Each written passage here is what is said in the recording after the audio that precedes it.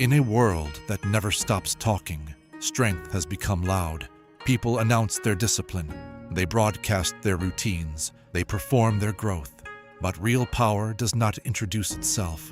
High in the mountains of China, behind stone walls weathered by centuries, stands the legendary Shaolin Temple. No neon signs, no self-promotion, no noise. Yet for over 1,500 years, warriors have walked out of those gates, carrying a presence that could silence a room without saying a word. This is the silent strength of Shaolin warriors, and it is more dangerous than any loud display of power. A young monk enters the temple. He does not arrive strong. He does not arrive enlightened. He arrives weak, restless, distracted. His mind is noisy. His ego is loud. His body is undisciplined. The masters do not shout at him. They do not motivate him. They give him a broom. He sweeps the courtyard, not for an hour, not for a day, for months. No applause, no progress photos, no validation, just repetition. Because before a Shaolin warrior learns to strike, he learns to be still. Silence is not the absence of sound. It is the absence of inner chaos. Modern men fear silence. When the phone battery dies, anxiety appears. When the room gets quiet, thoughts grow louder. When there is no distraction, identity starts to tremble. But in Shaolin philosophy, silence is the first battlefield. If you cannot sit alone with your thoughts, you cannot stand firm against the world. The monk trains his body daily. Horse stance until his legs shake, punches until his knuckles bleed. Forms repeated thousands of times. But the physical pain is not the true training. The real training is what happens when his mind whispers, "Stop, this is enough. No one is watching." And he continues. That continuation is silent strength. True danger is calm. A river that makes noise over rocks is shallow. The deep ocean moves without sound. The loudest man in the room often hides in security. The quiet one observes, calculates, waits. Shaolin warriors were not trained to intimidate with volume. They were trained to master energy, every breath controlled, every movement intentional, every emotion governed. Because power without control is chaos, and chaos is weakness. There is a reason the tiger does not roar before every hunt. It watches, it lowers its body, it becomes invisible. Then it strikes. Shaolin training mirrors this law of nature. Stillness before action, calm before force, silence before impact. In modern society, we are taught the opposite. Announce your goals, declare your grind, post your transformation. But a seed grows underground in silence, and when it breaks through the surface, no one sees the struggle that built it. The monk understands this. He does not chase recognition. He chases alignment, body aligned with breath, breath aligned with mind, mind aligned with purpose. When these three unite, noise becomes unnecessary. There is a story of monks meditating in freezing winters, snow gathering on their shoulders, wind cutting through thin robes. They do not complain. They do not perform endurance. They simply remain, because strength is not proven in comfort. It is forged in stillness under pressure, and the world cannot intimidate a man who has already conquered himself. Silent strength is not weakness. It is restraint. It is knowing you can react, but choosing not to. It is knowing you can dominate, but remaining composed. It is power under voluntary control, and that is what makes it dangerous. This is only the beginning, because to understand the Shaolin warrior, you must understand the unity of body and spirit, and why physical discipline is only the doorway to something far deeper. Inside the walls of the Shaolin Temple, strength is not measured by how much weight you lift. It is measured by how much of yourself you can control. The body is the entry point. The mind is the battlefield. The spirit is the commander. Most people try to control their lives without first controlling their breath, but a Shaolin warrior begins there. Breath is rhythm. Breath is awareness. Breath is presence. When fear rises, breath steadies it. When anger ignites, breath cools it. When exhaustion whispers surrender, breath restores clarity. A man who controls his breath controls his state. A man who controls his state controls his actions. And a man who controls his actions shapes his destiny. This is not mysticism. It is discipline refined over centuries. Training in Shaolin is repetitive on purpose. The same strike, the same stance, the same form, thousands of times. Why? Because mastery is not found in variety. It is forged in refinement. Modern minds crave novelty. new workouts, new strategies, new hacks. But the monk perfects one movement until it becomes part of his nervous system, until hesitation disappears, until doubt fades, until action and awareness merge into one. When body and mind are separated, movement is clumsy. When they unite, movement becomes effortless. This is what people call flow. But flow is not magic. It is the result of disciplined repetition. There is an old legend about Bodhidharma, the monk who brought Chan Buddhism to China. It is said he meditated facing a wall for 9 years. 9 years. Whether literal or symbolic, the message is clear. Depth requires stillness. Imagine sitting with your thoughts for 9 minutes without distraction. Now imagine 9 years. The point is not the duration. The point is the devotion. Shaolin warriors inherit this philosophy. Before they move fast, they learn to sit still. Before they react, they observe. Before they speak, they listen. Because awareness precedes power. Most men today are physically present, but mentally fragmented. Scrolling while eating, thinking while training, planning while talking. Divided attention creates weak presence, and weak presence creates weak impact. But when a Shaolin warrior enters a room, something shifts. Not because he demands attention, but because he is fully there. No mental noise, no scattered energy, just centered awareness. People feel it instinctively. Silence has weight. There is a difference between tension and readiness. An insecure man is tense, his shoulders tight, his jaw clenched, his ego alert. A trained warrior is relaxed, but not careless. Relaxed, yet prepared. Like a bow gently curved before the arrow is released. This paradox is the essence of silent strength. Calm outside, controlled fire inside. Physical discipline is the forge. When you hold a stance past comfort, you train endurance. When you strike past fatigue, you train resilience. When you bow after victory, you train humility. Shaolin training is not about fighting others. It is about dissolving internal weakness, laziness, impulse, ego, fear. Each repetition chips away at these layers until what remains is simple, stable, grounded. The world mistakes aggression for power, but aggression is often uncontrolled emotion. True strength does not flare wildly. It concentrates, like sunlight through a magnifying glass. Focused energy burns deeper than scattered force. This is why silent strength is dangerous, because it does not leak, it does not boast, it accumulates. And when action is required, it is precise. But physical mastery alone is incomplete. Without spirit, strength becomes brutality. Without awareness, discipline becomes rigidity. The Shaolin warrior walks a narrow path, balance between force and compassion, between power and peace, between warrior and monk, and this balance is what makes him formidable. Because when body and spirit move as one, there is no hesitation, no inner conflict, no divided will, only clarity. And clarity in motion is unstoppable.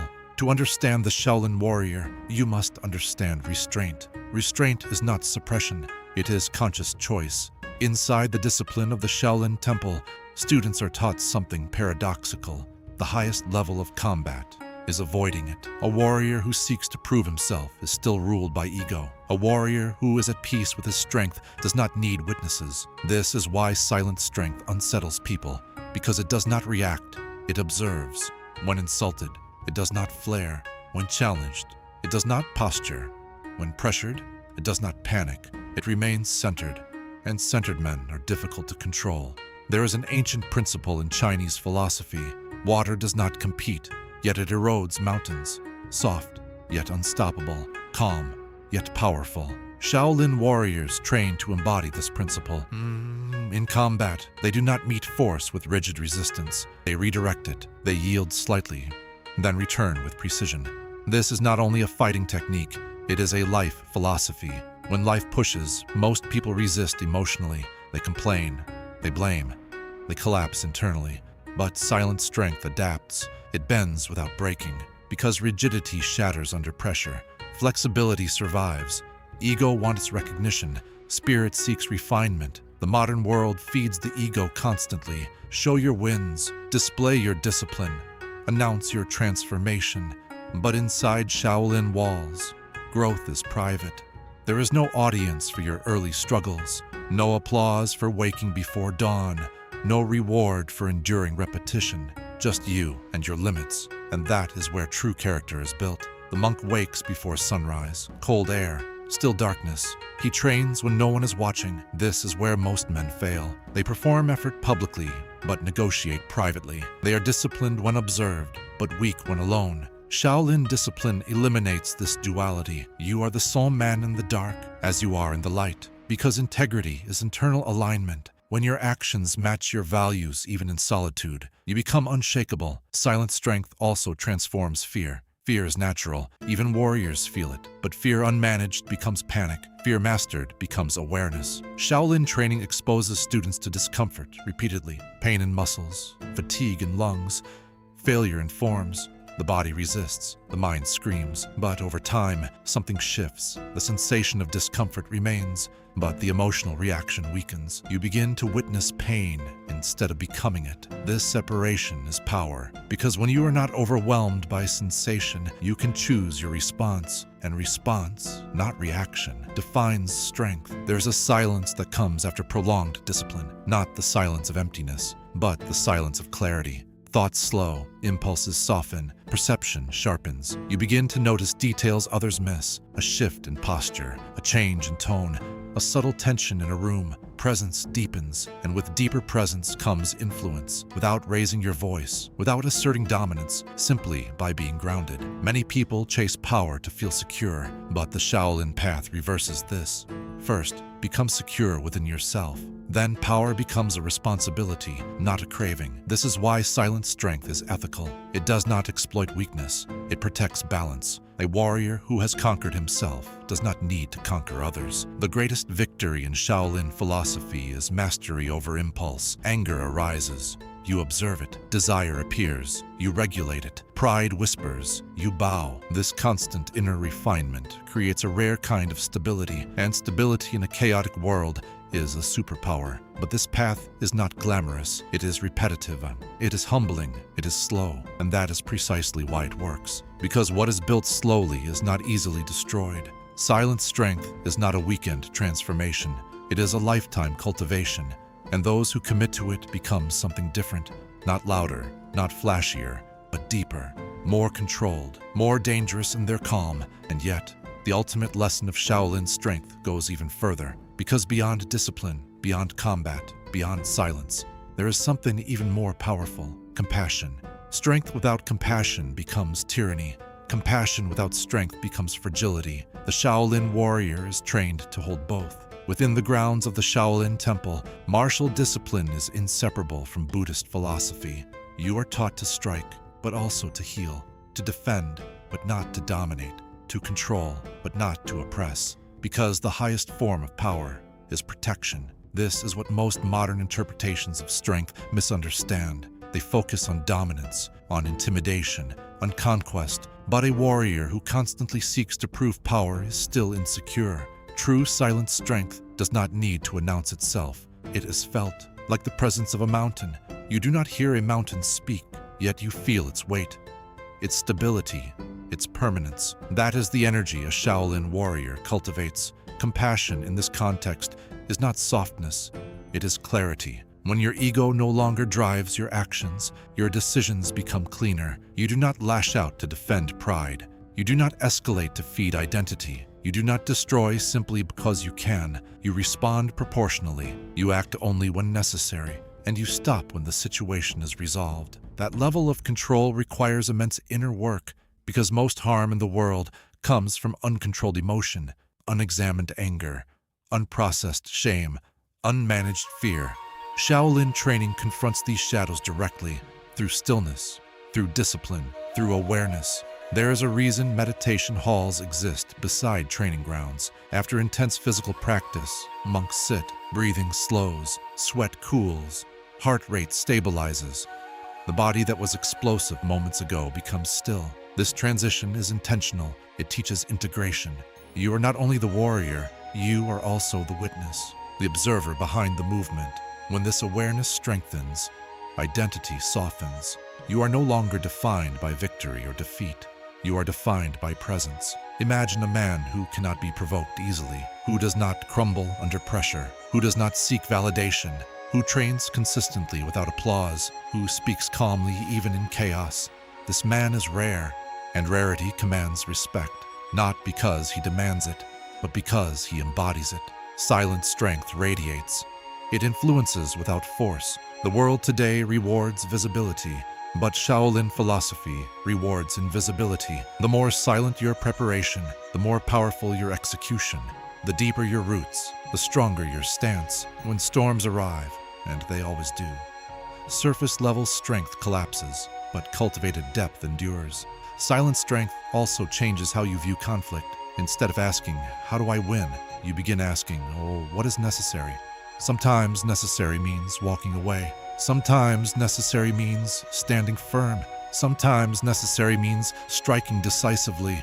But the choice is never emotional. It is conscious. That distinction separates the reactive from the disciplined. Over years of training, something subtle happens. The need to impress fades. The urge to compare weakens. The hunger for recognition dissolves. What remains is quiet confidence, not arrogance, not pride, just knowing your limits, knowing your capacity, knowing your values, and that knowledge removes desperation. There is a calm that only comes after you have faced your own resistance repeatedly, after you have trained when tired, after you have endured discomfort willingly, after you have chosen discipline over impulse again and again. That calm cannot be faked. It is earned, and it changes how you walk, how you speak, how you decide. People may not know why they trust you, but they will, because silent strength stabilizes environments. It grounds conversations, it de-escalates tension, it sets tone without force. In the end, the Shaolin warrior is not defined by how hard he can strike, but by how deeply he can remain centered. Because a centered man is difficult to manipulate, difficult to intimidate, difficult to break. And in a noisy world filled with distraction, impulse, and ego, that may be the most dangerous power of all. But how do you cultivate this in your own life? How do you begin walking this path without living in a temple on a mountain? That is where the real journey starts. You do not need to live inside the Shaolin Temple to cultivate silent strength. The temple is not a location, it is a standard, and that standard can be carried anywhere. Silent strength begins with subtraction. Remove noise, reduce distraction, limit unnecessary speech. Most weakness leaks through excess talking, excess reacting, excess consuming. Start with silence, not forced silence, intentional silence. Spend time each day without stimulation. No phone, no music, no conversation, just breath and awareness. At first, it will feel uncomfortable. Your mind will search for escape. Stay. That discomfort is the doorway. Next, discipline the body, not to impress others, not to sculpt an image, but to build command.